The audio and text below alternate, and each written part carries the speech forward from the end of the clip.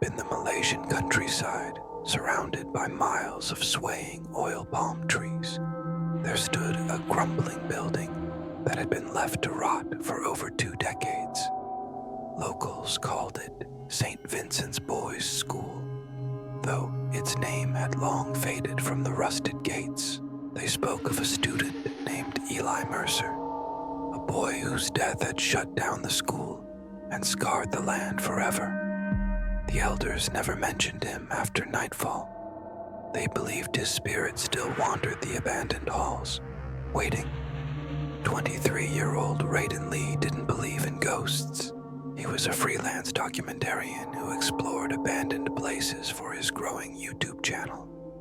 He specialized in haunted locations, but never found anything he couldn't explain. When he heard about St. Vincent's and the boy named Eli Mercer who had died tragically within its walls, Raiden thought it would make perfect content for his next video. He arrived just after sunset, armed with his DSLR flashlight and drone. The locals had warned him with hushed voices, "Don't stay past midnight. That's when Eli wakes up." The first couple of hours were quiet. Raiden moved through the decayed classrooms and graffiti-scarred stairwells, narrating into his mic. Dust hung in the air like ash, and every step he took echoed strangely. At 11:35 p.m., he entered the dormitory wing, the place Eli had supposedly died. Almost instantly, his camera powered off. Thinking it was a battery issue, he switched to his phone. As he panned across the room, he caught something in a broken mirror. A pale boy standing behind him. He turned. No one. Raiden's heart raced. "Okay," he muttered. "Just reflection weirdness." But then came the sound of soft humming. A child's voice, broken, singing something tuneless. It came from behind a row of beds. Then a voice right beside his ear. "Lights out, Raiden." He spun and saw a boy at the end of the hallway, maybe 15, drenched with lifeless eyes and water dripping from his uniform. His name tag read, E. Mercer. Raiden bolted, but every exit door he reached was welded shut. The hallway stretched unnaturally behind him. His flashlight flickered. Then the boy's voice rang out again, deeper this time. "You want the truth? Come and see it." Raiden locked himself in the old headmaster's office. The temperature dropped sharply. The windows fogged from the inside. Then came scratching from the walls, from the ceiling. Something slid across the ceiling, its limbs cracking, its head twisting unnaturally.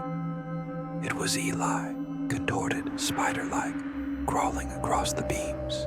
His voice became a guttural growl. "I didn't die here. They buried me here." Raiden was frozen. The ghost gestured toward the stairs. "I'll show you where." Raiden descended into the basement storeroom. It smelled of rot and mold. The room was filled with old mattresses and broken furniture. But in one corner, beneath tiles that had been hastily cemented over, Raiden found something. A human skeleton, curled tightly, arms around its knees. The name tag on the torn shirt read, Eli Mercer. The real Eli had been buried alive, likely during a punishment gone too far. The school had covered it up.